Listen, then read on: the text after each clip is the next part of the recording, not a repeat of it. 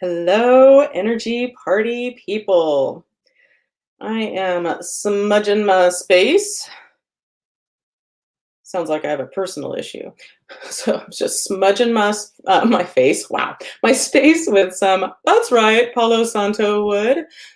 It's an alternative to sage or anything else you might use to clear the space. Okay, so as we're waiting for the hordes of people to arrive. Hi, my name is Colleen McCann, and I'm an energy healer. And welcome to Magic Mondays. Um, yeah, so, okay. Hi, Yvonne. Yay, I'm glad you're here. Welcome to another episode, or another rousing episode of the Arcturian's Choice Award for promptness and tomfoolery, I believe. Oh yeah, and energy work. Yeah, so I'm Colleen McCann. Thank you for joining me. If you are, whether you're joining me now or in the future, because I know a lot of you do. And thank you for your messages you send me. I love when people report in saying, I'm watching you in the future. Yeah, so whatever happens in this episode is for you, whether you're watching now or in the future. That includes the energy work. So let's see what I want to go into before that's right, hordes of people show up. Well, today's episode is brought to you by my sponsor, Tika to Ride. That's right, Indian food for people on the go. Tika to Ride. Okay. And let's see. Okay, not that yet. Well, let's go ahead and check in with what I kind of call my credo. And this is basically how I live my life. Especially when the shit hits the fan, this is where I turn to, and it gets me out of many a bind. Yeah. So the universe isn't a conspiracy for our happiness. The universe always has our backs. Therefore, if it's happening to us, it's happening for us. So when the shit is indeed hitting the fan, what is the universe bringing to our attention for our highest growth, healing, and happiness?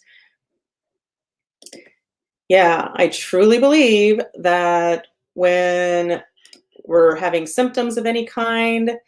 Hi, Karen. Hi, Roy. Thanks for joining us. I believe symptoms, like I said, symptoms or strong emotions are getting triggered.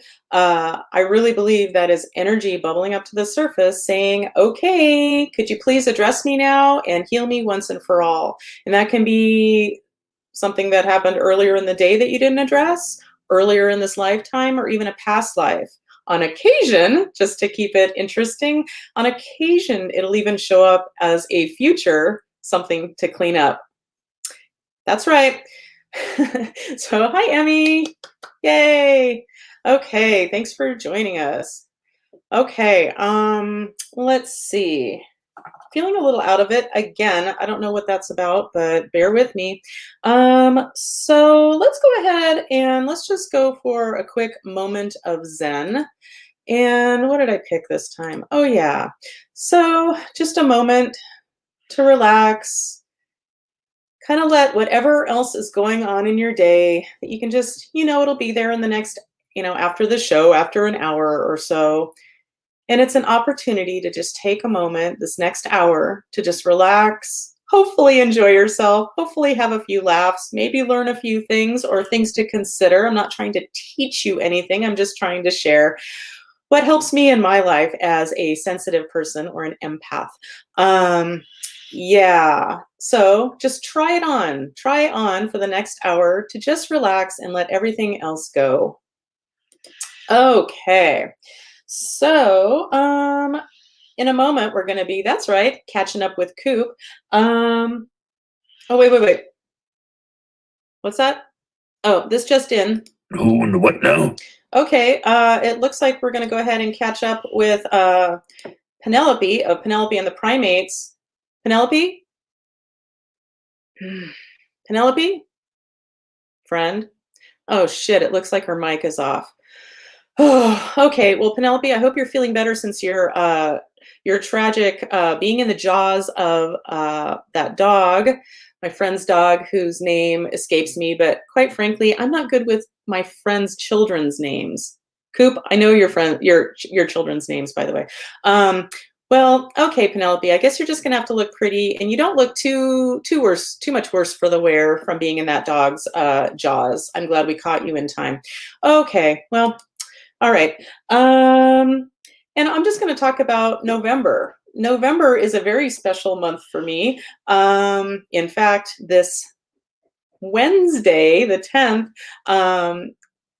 let's see, 16 years ago, this Wednesday is the day I met Dave at a seminar in Clearwater, Florida. And I was bored and went outside before the seminar.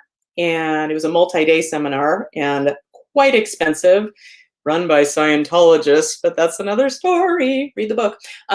Anyway, when it's done, yeah, and I walk outside and see this guy in the ugliest t-shirt that made me so angry at the concert that I'd been to in Santa Rosa, maybe earlier that year, and he'd been to in St. Louis. Joe Jackson, Todd Rundgren, but I saw that t-shirt and I'm like, oh my God, that's that ugly t-shirt. And then I told him, hey, I went to that concert. We had a boring conversation and now he's the love of my life. Good story, bruh. Okay, I give more details in the book. Yeah. So, hi, Bridget. Bridget. Wow, why did I focus on that, Mary? Mary Bridget. Weird. But welcome. Thank you for joining us. Yeah, so I met Dave on the 10th of November in 2005. And then after we had our tawdry affair and fell in love and decided we want to spend our lives together, we didn't see each other for 8 whole months. That was hard. But I finally got to see Dave after 8 months, yeah, around Thanksgiving. 15 years ago, I believe. Yeah, and what a lovely reunion that was. And TMI, but I asked him like, hey, you want to smoke a little? And not cigarettes, because we were both smoking lots of cigarettes at the time. We don't do that anymore. Maybe on a rare occasion. But I gave him a little smoky. And I remember him saying, I'm really high. Because he hadn't done that for many, many years. And next thing you know, he ended up not passing out completely, but he fell into a puddle of himself. It's like all his bones went away. He went out to tried to get some fresh air, and he collapsed on my hardwood floors and stayed there for, was it 3 hours? And yeah, and I'll never forget that moment of, are you fucking kidding me? The love of my life. We're finally together. We've made peace with leaving our spouses and cleaned that up as best we could. And then like, oh my God, like in a split second, what went on in my brain is he gonna die? Like after all of this? And I remember in my mind, I just thought of it that moment as a crossroads. Am I gonna go with, uh-oh, he's gonna die and put my energy there? Or am I deciding how perfect this is somehow? Well, spoiler, I said perfect. And just went with that. And it was a strange, like he couldn't even talk for a while. His eyes were open, but he couldn't talk for a while. And so we just chatted. I did a lot of chatting, and it was Thanksgiving Day. And so I didn't make us Thanksgiving, the meal I had thought up, and we had stir-fried shrimp and veggies that night. Good story, bro. But I feel like it made us even closer. And yeah, anyway. Hi, Laura. I'm glad you're here. Yeah. So, oh, and also November 11th is Nigel Tufnell Day. If you're a Spinal Tap fan like I am, best movie ever. This is Spinal Tap. Just saying. And to brag, I have seen them in concert twice, I guess. And one concert, they opened up as a different band, the Folksmen. So they opened up for themselves. I could barely stop myself from crying, being in the presence of such mastery. Yeah. Anyway, enough about that. Oh, and I also wanted to mention, I saw a cool documentary this week, in case you're on the lookout. I love Pink, the artist, known as Pink. And it's a documentary about her and her badassery, and it is so good. So if you have any interest in Pink, yeah, it was talking about it was going into the details of, first of all, how she tours with her entire family when she tours. School of Redundancy School. I didn't have to say that twice. Anyway, and she was getting ready to perform at I was going to say Wimbledon, but that's not right. Wow. Way to promote something, Colleen. Anyway, the Pink documentary, now that I'm saying it, I couldn't even tell you where I saw it. So helpful. I hope I can help. I hope this helped you a lot. Okay. And if you're wondering if I'm drunk, no, I hardly drink anyway. And yeah, no, and I'm not anything else either. Yeah. So I was going to share something called the welcoming prayer. Don't get weird. I'm not getting religious or anything. But I think I'll save it for, that's right, my segment called Ooh, Ooh, We're Catching Up with Koop. Catching Up with Koop, yeah. Sorry, I don't have my recording right now, so you got to. You're welcome. You got to experience it live. So without further ado, here's my friend Koop. Hey there. Oh, and hi, Roy. Just saw that you showed up. Nice to see you. Oh, you showed up a while ago. Did I already say hi? Sorry. If I already said hi, well, then you're welcome. I said hi twice. Yeah. How are you doing today, Coop? Good. It was only last week that I couldn't basically talk without crying. Was it? Yeah. Seems like a lot longer ago than that to me, but I know, right? Time yeah, is such weird. Time is weird. So no, yeah, I'm not. At least I'm not. Still didn't have quite the week I was wanting to have, but I'm good. So yeah, I'm very glad to be here. Well, cool. So let's. So I'm going to read something that. So Dave and I listened to a podcast called "You Made It Weird." It's a comedian named Pete Holmes, and so he's a stand-up comedian, and he's great. Formerly super religious, now I'd say just more spiritual. Yeah, and he's really big on Ram Dass and Richard Rohr and people like that. And we were listening to he and his wife talking the other day, and they shared something called the welcoming prayer. And it's something I've been trying to focus on lately anyway, just the idea of welcoming everything so to have, in other words, having less resistance in my life to whatever is happening, because shit happens. It's just, that's part of life. And so I'm going to read it, and I'm going to read it as is, even though it has the word God in it. And I have no problem with the word God now, but I also don't want to trigger anybody. Like, if you get the emotion code, it is like Jesus City, and I love Jesus, but not for Bible reasons. No offense to anybody who's Christian. We talked about that. It's such a loaded word because the way it's used by most people. I prefer universal. I mean, I think I'm not a theist. I'm a deist, I guess. But I still think but then people don't know what you're talking about. So, and insofar as there's no word or even concept that can really encapsulate it anyway, might as well use God, I guess, for any for lack of any other better option. Yeah, I usually use universe. So what did you say you use? Universal mind. Universal mind. Yeah. So the universe is, I think, conscious. Right.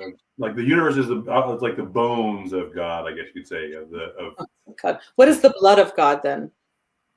Oh, is that supposed to be Jesus?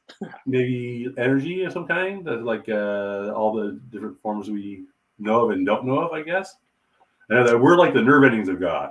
We're like, I mean, if there's no one, love exists as an idea. If you're God, but if there's no one alive loving, does love exist? If it's just an idea, it doesn't make it. So yeah, if things aren't alive to live and love, then what's the point? So yeah. Right. Okay. Well, I'm just going to read this as is. So it's called the welcoming prayer. Welcome, and it's by Father Thomas Keating. Welcome, welcome, welcome. I welcome everything that comes to me today because I know it's for my healing. Why am I starting to cry? Don't know. Because it's true. It's my turn, Koop. Okay. I welcome all thoughts, feelings, emotions, persons, situations, and conditions. I let go of my desire for power and control. No. I let go of my desire for affection, esteem, approval, and pleasure. I let go of my desire for survival and security. I let go of my desire to change any situation, condition, person, or myself. I open to the love and presence of God and God's action within. Amen.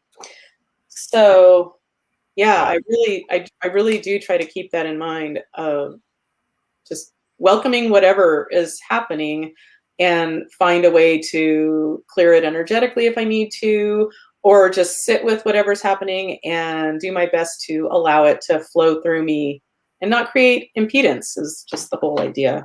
Yeah. Yeah.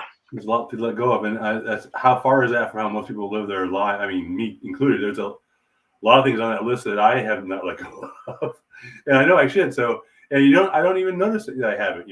That's why this is a good thing to sit down and. Yeah. So just a reminder to all of us, if you're playing along. Yeah. So we're coming up to Sacramento. If I don't see you this time, Koop, I'm gonna hunt you down. I'll be there Saturday. Okay.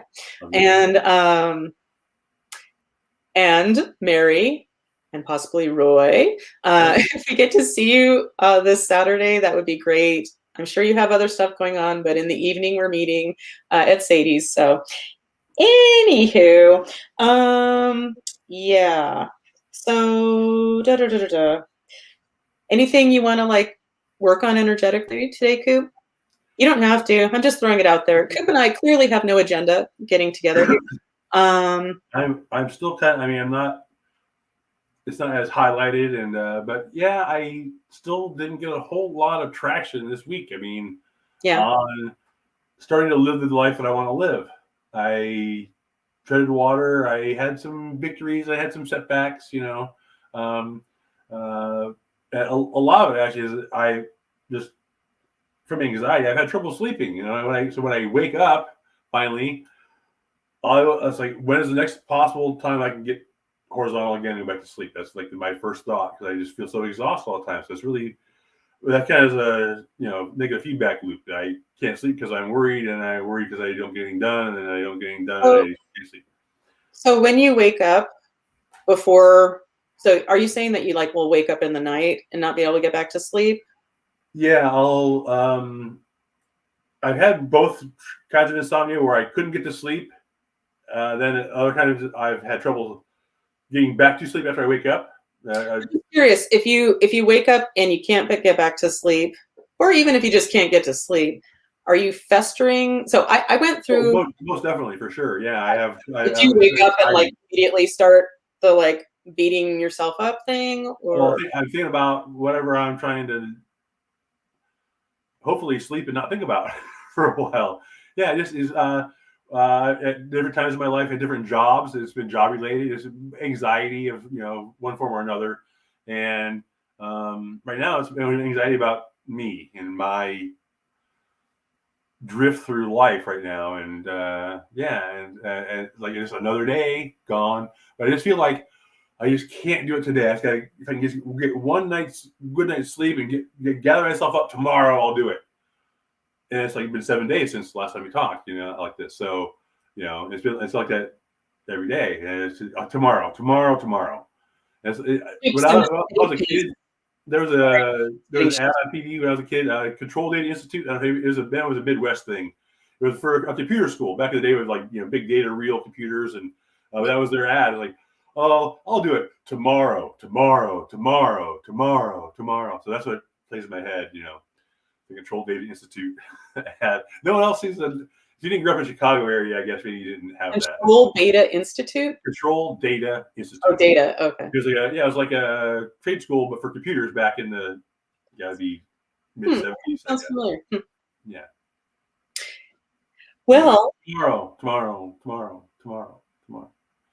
Well, I do a lot of that too. It's really crazy, you know? I'll do that tomorrow. Like, I just can't take anymore.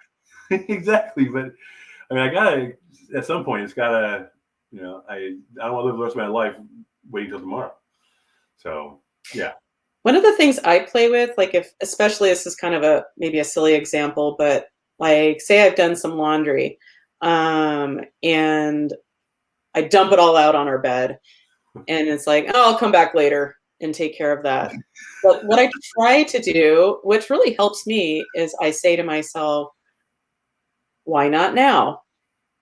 So instead of like It's not gonna get any easier than doing it right now. Because if I leave it, it's gonna get spread out. I'm gonna, you know, lose things are gonna fall into the bed. I'm gonna lose. It occupies space in my head of like, oh yeah, that's another undone thing I need to do. And it creates a lot of the Scientologists call it dev tea because they have to have a fucking weird name for everything. I'm so grateful. Let me just say what I always say is like our dabblings in Hubbard technology / Scientology processes. There are some things I got from it that were life-changing. I made peace with Madame Hoo since like at the age of 39, energy I'd been carrying around my vajayjay since the age of around 8. I didn't know who you were talking about. Okay, gotcha. Madam Who, yeah. Yeah.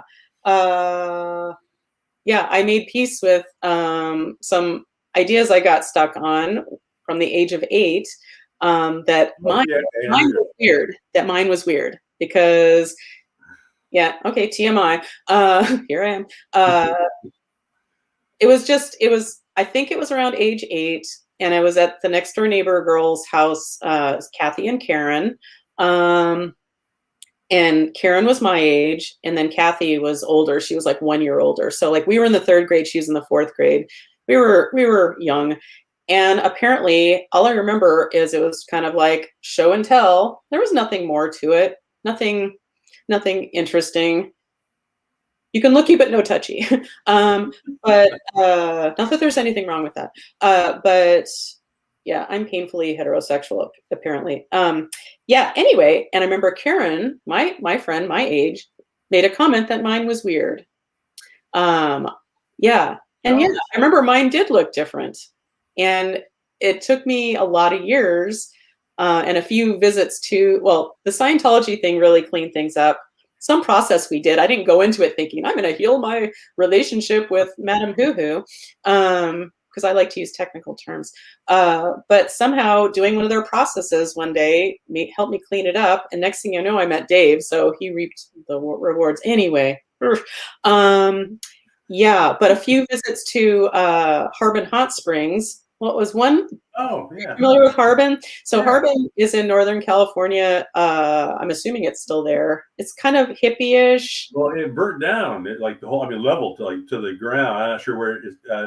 My friend Rob's dad lived there, rented a place, and it never got rebuilt, and he doesn't live there anymore. So I'm not sure. I'm sure it came back at some point, but yeah, well, I'm sure it did because those hot springs were really cool.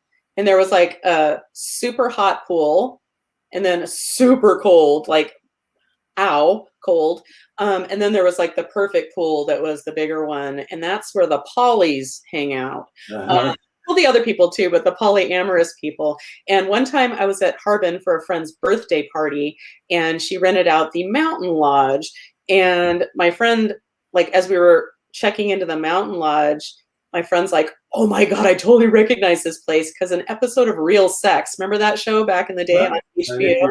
Yeah. Yeah, a polyamorous segment was filmed in that, in where we spent my friend's birthday party.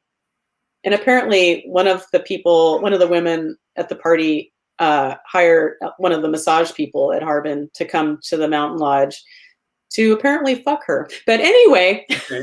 Well, right. I don't think, okay, I'm sorry. For the adults, whatever. I don't think she hired him for that, but then after the massage, happy ending.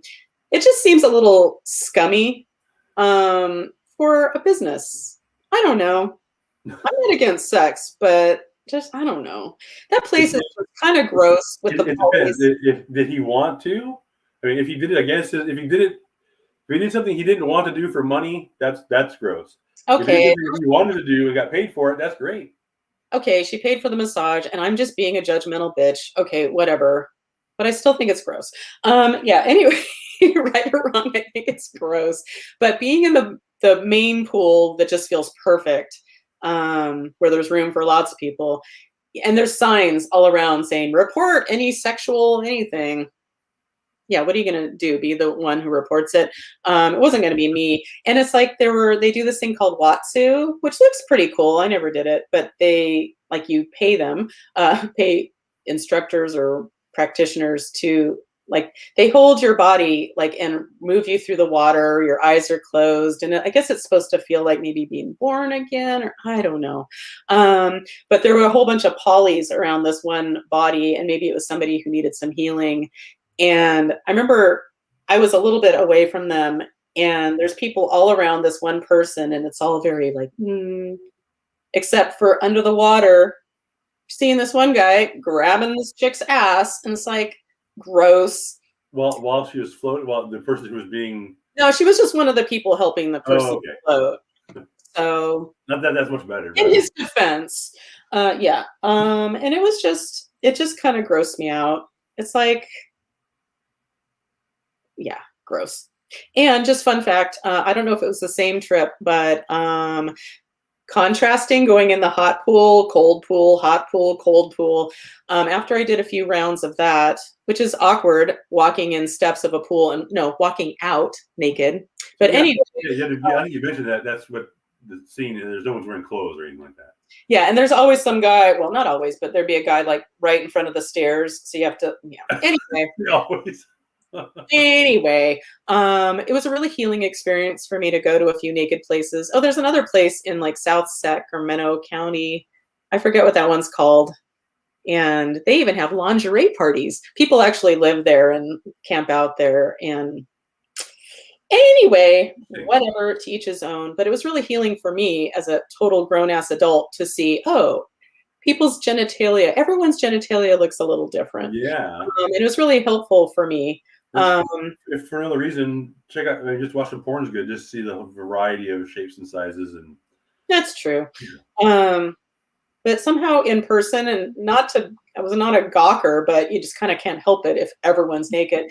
And I'll stop with this in one moment. I just remember after contrasting a bunch, apparently my blood pressure dropped, and I almost passed out naked in line by myself at the snack bar.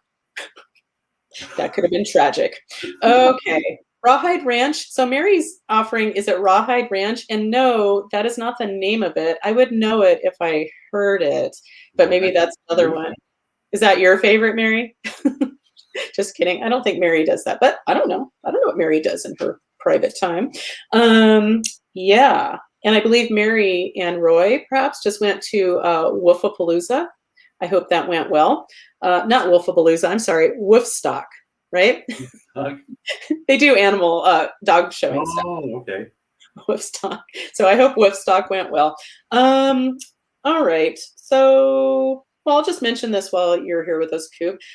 Yesterday, I heard a lot of like hawk crying, and hawks are just they're just a symbol to me of freedom.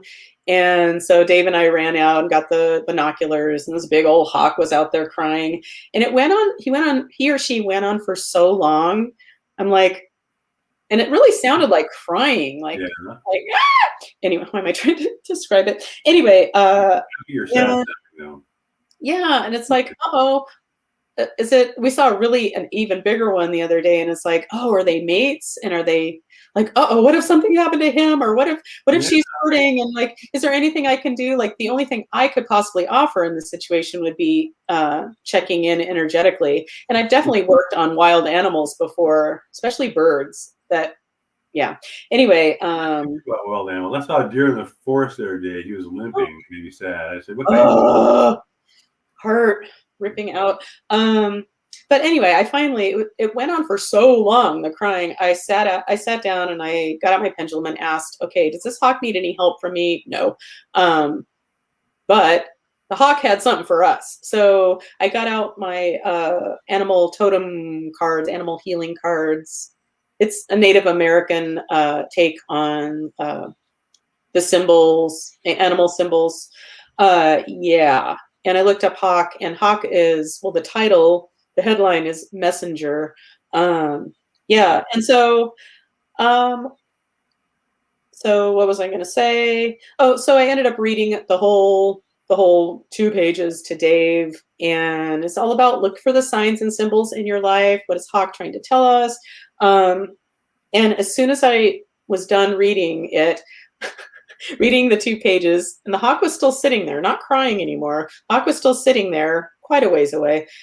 And then as soon as I finished, I'm like, okay, drop the mic, hawk, you can fly away now. It didn't. And then like 5 seconds later, it did. Oh, it just missed its cue. It just missed its cue. Yeah. Anyway, good story, bro. yeah. Okay. Well, how about Koop? If you're up for it, how about we start our healing with you here? Unless you prefer. I've had this. You've done this for me 3 or 4 times now, if not more. And there's always somebody attaching me. I'm curious. The scientist in me, the rate of accumulation of dead people. Like, it's been 1 week. Will I have someone new attached to me now, or you does it take longer than that, or is it? I mean, so I'm just curious. So yeah, let's have at it and see what happens. Well, I mean, you certainly could have somebody connected to you. I think it really all depends on. I mean, I always joke around. I didn't go to Hogwarts. I didn't go to dead person release school. I went to chiropractic school, and I have a beautiful degree, beautifully framed degree that lives in the closet. I let my license go. I do have a question for you. Like, sometimes, can I stop you? I mean, I know that you don't like you say you didn't go to a school to learn all this, and a lot of the terms you use, you developed yourself. No one gave them to you. They're the ones that kind of basically left out to you and spoke to you, right? Mm-hmm. But if I could stop you sometimes and ask you for some context, like I hear ancient ancestral vows or hidden ancestral vows. What does that mean, I guess, do you think? And is there any kind of context within interpersonal relationships you could place that in, or is it just that's just what it was called, and that's the best? I always go with the words that resonate. And how those words came about, like, I couldn't tell you at this moment. Yeah. But does it? I mean, what like if I have an ancestral vow, what does that mean? I like to me, the hidden ancestral vows are. To me, the feeling is it's cleaning up old stuff that we're still carrying. So, like, decisions, contracts, vows our ancestors made, probably to keep themselves alive. Like, hey, kids, let's stay alive and not be killed by the idiot villagers who don't understand that we hear God talking, we hear the angels talking, we can heal people by touching them, or, anything. Like, I like to just playfully, with love, say the idiot villagers back in the days of yore that, like, we don't understand this, so we need to kill you. We're going to drown you, witch. But if you drown, that means you're innocent. And if you float, then you're a fucking witch, and you whatever. Yeah. And so I the way I look at it is, of course, we have all kinds of energy that we're still processing based on the decisions, contracts, vows, whatever, that our ancestors made. And unless you reconsider these ideas that we have, like a lot of our social constructs, if I'm using the words right, don't really get questioned. And so we're just kind of carrying this old energy from our ancestors that hasn't been cleaned up by them. So we're the next in line. And so I see these hidden ancestral vows as cleaning up different resonances of that shit. Gotcha. Is the best I can say. We hear it from our, not even from our parents, but also just from our society and culture at large. Oh, sure. Yeah. Like, well, again, kind of the scientist in me, that's kind of, battle the demons of the dark. Got to push back the boundaries, and yeah, it takes time. So anyway, And the very, so is it okay if I stop you every now and say what is? oh, of course, of course, of course. I'm just curious. And asking about the dead people thing, I believe, because people ask me throughout the years, like, well, why did I pick up this dead person? I was like, well, that's a great question. One theory, anyway, would be the law of attraction. So if you have a lot of unprocessed anger energy in you, say, whether you're aware of it or not, and here's a dead person who, for whatever reason, they're stuck, and they died with a whole lot of anger energy, and somehow I don't know how this happens, but like attracting to like, and they might be very attracted to you or get energy from being with you. That's one idea. And if you're somebody, like if I have a client who just keeps picking up dead people all the time, oftentimes I'll ask about, like, oh, do you need a shield? And like for me, many years ago, I'm sure I've said this before, but it's worth sharing again. Many years ago, Dave and I did an unusual amount of shopping over the course of a weekend. And we went to different stores, and every store we went to, like, I'd be in there and start feeling like shit. We'd go to the car. He'd muscle test me. I wasn't using a pendulum then, probably. And ask if my soul's the only soul. No. And it'd be like, and that happened. So we'd clear it, but then every store we went to, the same thing happened. It's like I was clearing the perimeter of dead people. And it started fucking with my Dave time. And you don't fuck with my Dave time. And especially back then. Not that I'm inviting anybody to fuck with my Dave. If you're like having trouble walking, you're like kind of like suddenly feel like you couldn't walk. You'd be walking, you'd be somewhere, and then you would just kind of. I remember that. I remember that time. Oh, well, I think you're talking of another thing where I couldn't walk, but that's a whole nother story. Yeah. Yeah. And so after a weekend, well, I remember like Sunday morning. So we had a whole Saturday of having to clear all these dead people. I remember even walking through a Best Buy, and it was almost like I'm like, ugh. And then I started feeling shitty and cleared out some more dead people. And my mom had said, I was complaining to her, and she's like, why don't your guides give you a shield or something? And I'm like, I don't need a shield. It's my duty. It's I'm a fucking martyr. I didn't say that, but and that's my job on the planet, and blah blah blah. And so then we went out again. Oh yeah, right after my mom said that, Dave and I went and got some coffee before doing some more shopping, and it was at the Coffee Bean and Tea Leaf that's no longer there in Hillcrest, so don't try to find it. Just like the Electric Banana, don't try to find it. That's a Spinal Tap reference. It's not there anymore. But on the big like the TV in the store, it would give like horoscopes, and mine just happened to pop up, and it was something like listen to your mother or some like what, and I'm like no. And then we went shopping, and then the same thing happened, all these dead people, and it was really making me feel shitty and messing with my Dave time.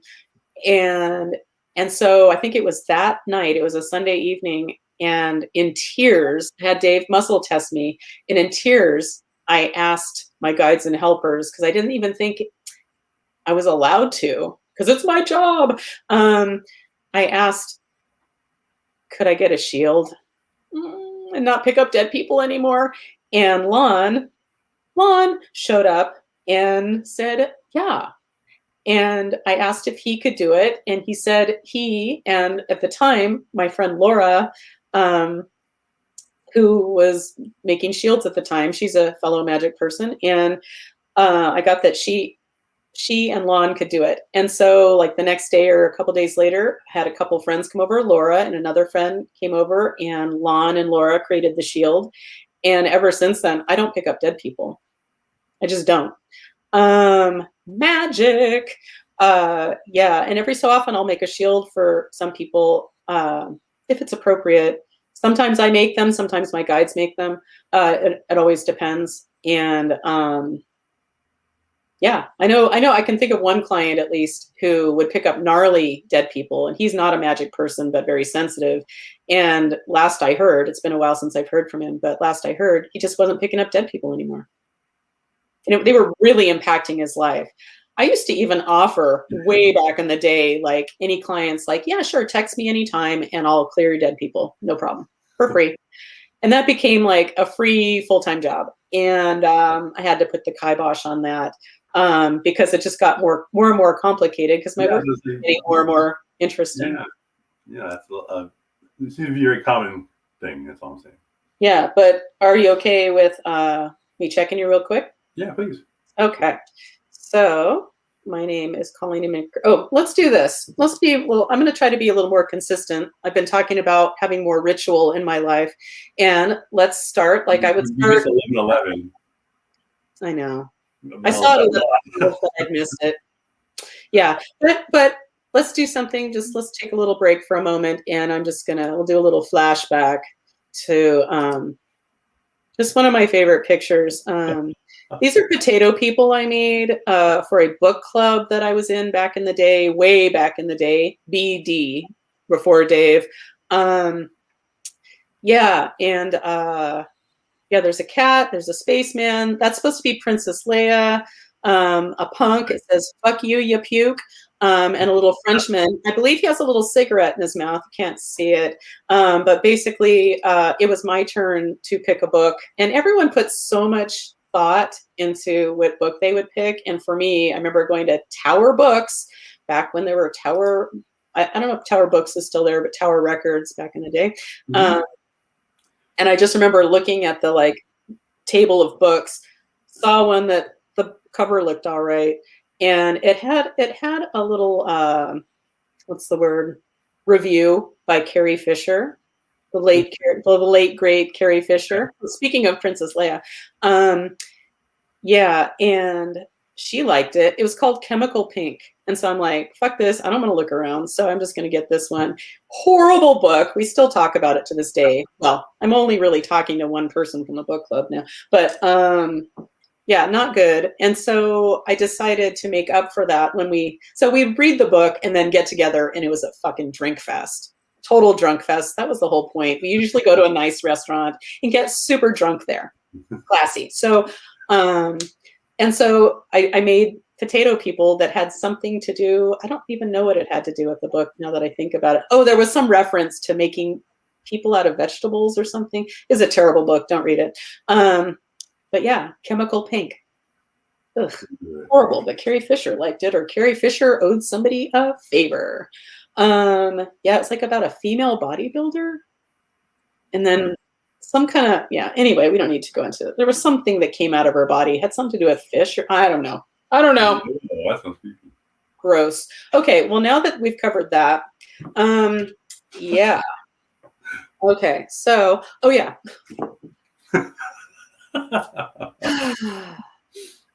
Let's do a grounding real quick. So if you're playing and you're not driving, don't be a dumbass. Rule number 1, safety first, don't be a dumbass.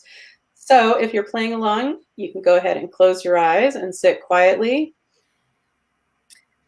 And let's see what chakra we're going to go from this time. We're going to go from first chakra, second, third, fourth, fifth. Okay, throat chakra. Okay, so focus on the throat chakra. I believe that color is blue. And I like to just think whatever chakra I'm working with, starting from, I think of it as a beautiful light. So we'll just pick your shade of blue. Beautiful light in your throat area. And we're going to send that throat chakra energy down, down, down, down, down through our feet, down into beautiful Gaia, Mother Earth. And we're going to go down to where the most beautiful energy is to tap into. We're going to exchange energy with Gaia, and we're going to bring some of Gaia's energy up, up, up through our feet and up through our energy fields. And at the same time, we're going to open up our crown chakras and allow in that beautiful cosmic energy to swirl through our energy field. And I like to think of this as like we are the interface between this beautiful cosmic energy and Gaia's energy. Okay. So now that we're grounded, It's safe and appropriate. Well, first of all, my name is Colleen. Yes. It's safe and appropriate to check Koop real quick. Yes. Okay. So Koop, your soul is the only soul that inhabits your body. Woohoo! Good for you. I was going to say, if you have a dead person, maybe we'll ask about a shield, but I'm not getting anybody. Okay. So is there something? So I'm thinking I'll be a little less distracted. I'm going to like do one thing for you, Koop. I want to check on like you sleeping and being productive, if you're okay with that. And then I'm going to let you go, just so I have one less distraction to do the group. Yeah. So, all right. So is there, yeah. And so is there something we can do for Koop regarding sleeping and moving forward in his life? Yes. Okay. And this is also for anybody else that it resonates for. Because Koop, I know you're not alone. And once again, I really appreciate your vulnerability. But you're just one of those people, like you love to talk about things. You want to talk about things, right? It's a way forward for me. Yeah. You're that urban legend of a guy. Steve talks about things too, but we've already established he's awesome. Yeah, I just think you're a lovely example of a man, and that you want to talk about things because communication is so important. It is. It's the only way forward. I mean, for me anyway. I don't know how it is for everyone else, but yeah, it's not gonna.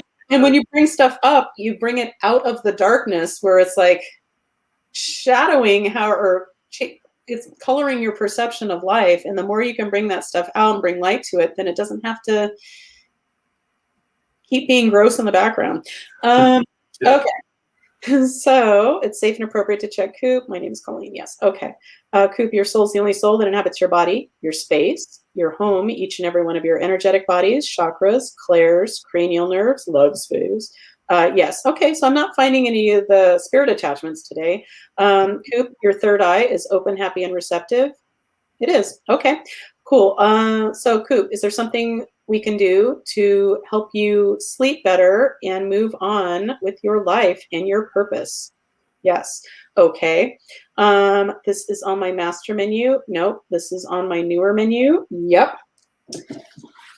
And almost every time I say my newer menu, I think of that Seinfeld where George is talking to some poor date of his. I used to have a crush on him back in the 90s, in my early 20s.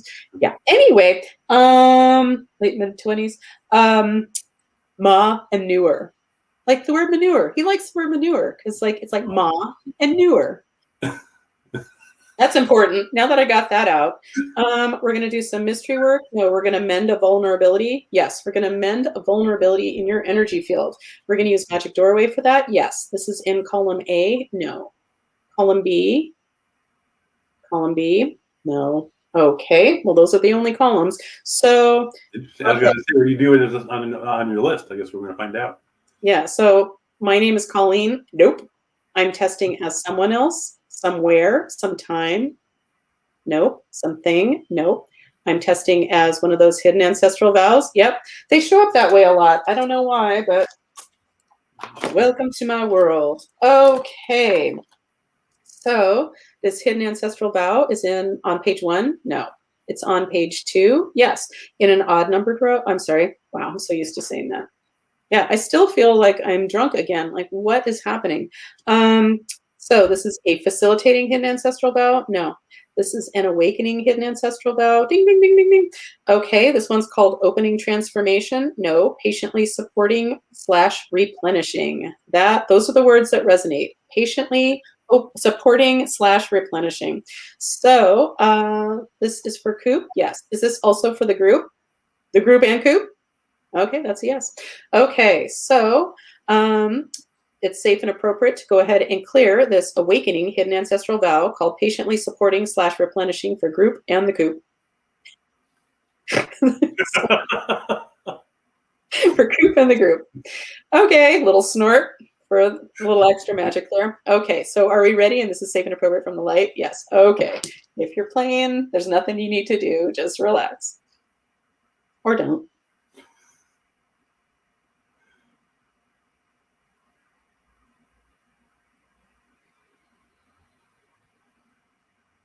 Okay. All right. So, did we successfully clear this awakening hidden ancestral vow called patiently supporting / replenishing? Yes. Okay, good. Is there something else to do for Coop and the group regarding moving forward and sleep? Yes. This is on my master menu. No. This is on my newer menu. No. Is this yet another hidden ancestral vow? Yep. Okay. This is on page 1. No. This is on page 2. No. This is on page 3. Okay, this is a family hidden ancestral vow. No. Deciphering. No. Sirius Andromedan. No. Witches. No. Tolerance. No. Depression relaxation. No. Serendipity replenishing. Ding, ding, ding, ding, ding. Okay, supported enjoyment is the only one on there. Is that what we're going to do today? No. Okay, so is this a new one? Yes. Okay. Wow, interesting. All right. So, okay. Are the words to this new one in my binder? Yes. Okay. Are any of the words on my filler list? Yes. So, words that tend to show up a lot. Okay. This word is in column A. Yes. In an odd numbered row. Yes. In row 1, 3, 5, 7, 9, 11, 13, 15, 17, 19. 19, our winner is understanding. Okay, let me write that down for later. Okay. Are there any other words? No. Okay. So the whole hidden ancestral vow is called understanding. Okay. All right. So I'll take it. Okay. So this hidden ancestral vow, let me get back to the page. So the serendipity replenishing hidden ancestral vow called understanding. This is for Coop and for the group. The group, Coop, no, whatever. I was trying to say what I accidentally said last one. Why do I hurt myself like this? Okay, it's safe and appropriate for everyone, including Coop and the group, watching now or in the future. Yes. Anything else we need to know about this? No. Okay. Well, let's do it.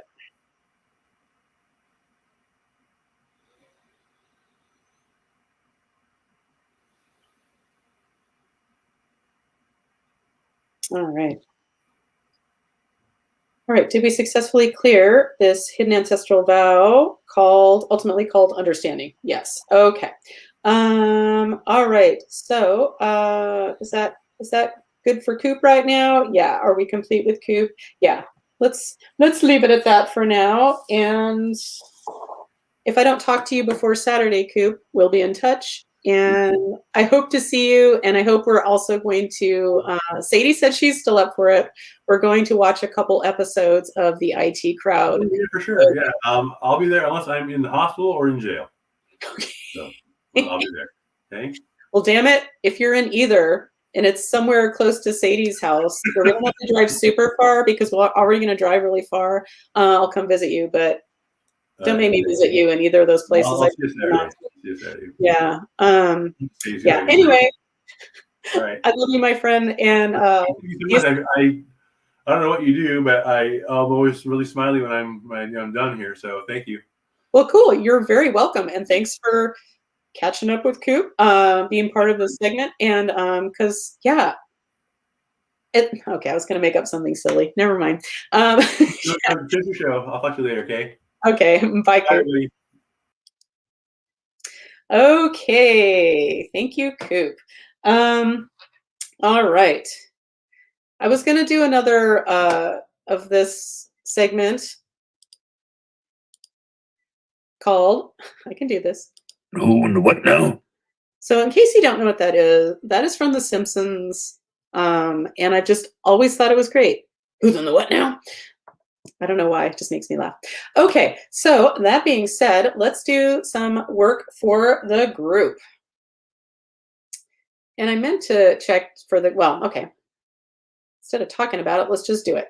So, all right, so can we check for any dead people like that happen to be with the group watching now or in the future? Yes. Okay, are there any dead stuck people that want to be released? No questions asked? Yeah.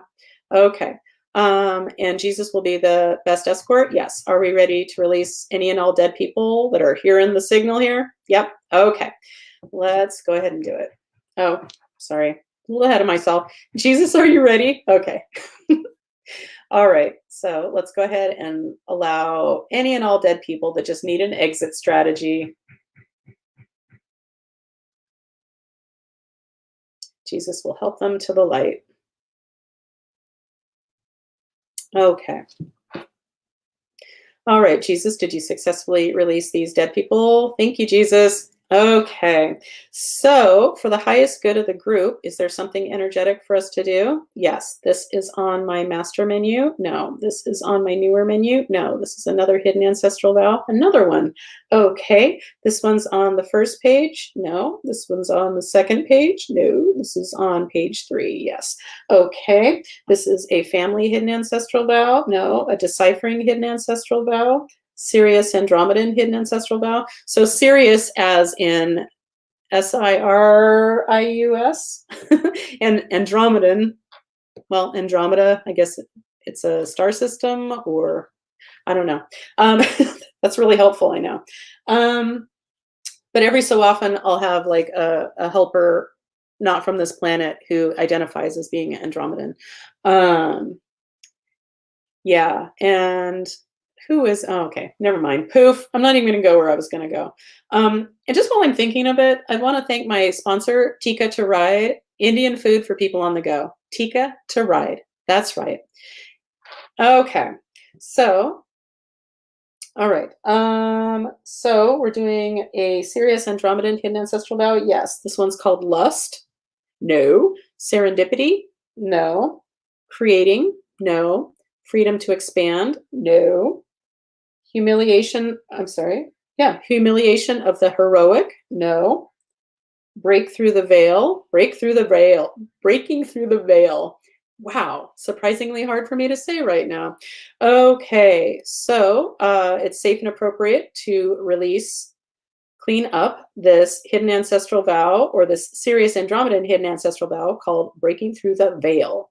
This is for the group watching now or in the future. Yep, safe and appropriate from the light. Are we ready? We are.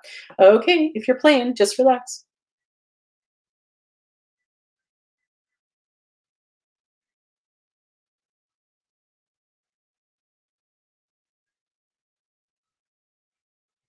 Okay. Did we successfully clear this for the group? We did. Okay, cool. So is there anything else energetic to do for the group today? Yes. This is on my master menu. No. This is on my newer menu. It is. Okay. Stop. Sorry. Okay. My abalone shell that I use for smudging was making a lot of noise, so I had to stop it. Okay. So this is in column A. What am I doing? Wow. Seriously. And for the person who's watching right now that I'm doing a session for later, don't worry, I'm fine. So, okay. So what happened to my master menu? Oh, there it is. Okay. Sheesh. All right. So we're looking at a vulnerability, mystery work, atrophied emotion, curse, voodoo, spell energy. No. Witnessing. No. Heart seed. No. Shattered energy field. No. Suffering loop. Oh, the ever popular suffering loop. Okay, that's what resonates. So whatever this suffering loop might be for you, energy of suffering that just keeps feeding on itself. Yeah. So this suffering loop, let's see, it's ready to be discombobulated, gotten rid of, stopped. Yes. Okay, we're going to use a bypass circuitry for this. Yes. And bypass circuitries are handled by, that's right, Mother Earth, beautiful Gaia. And I see these as, that's right, pattern disruptors. Okay, so this bypass circuitry is in column A. No. In column B, yes. In an odd numbered row, yes. In row 1, yes. 3, no. Okay, this one's a mouthful. So here we go. These are the words. Emotional autophagy / interdimensional recalibration / spiritual Merkaba recognition. So first of all, a Merkaba, best I can say, is a time-space vehicle. And the first part, emotional autophagy. The word autophagy means it's actually your body's way of taking out the trash. And our autophagy, our trash taking, our natural ability to release the trash in our body tends to diminish as we get older. Yeah, and one of the ways we help that process is by fasting. That increases autophagy, or getting into ketosis helps with autophagy. Blah blah blah. But this is this is emotional autophagy. So think of it the same way. This is helping to remove some of that emotional garbage that's just hanging around, piling up. Yeah, so I'm going to say it again: emotional autophagy / interdimensional recalibration / spiritual Merkaba reignition. So let's see if Gaia's ready. So Gaia, are you ready to facilitate the revelation of this bypass circuitry for the suffering loop for the group right now? Right now and in the future? Yes. Okay, Gaia, this is safe and appropriate from the light. It sure is. Okay, so if you're playing along, you just relax and let Gaia disrupt this pattern for you. And if this seems crazy, just be open to the possibility that something could shift, that we're creating some energetic openings to healing old stuff. Do what I say, no one gets hurt.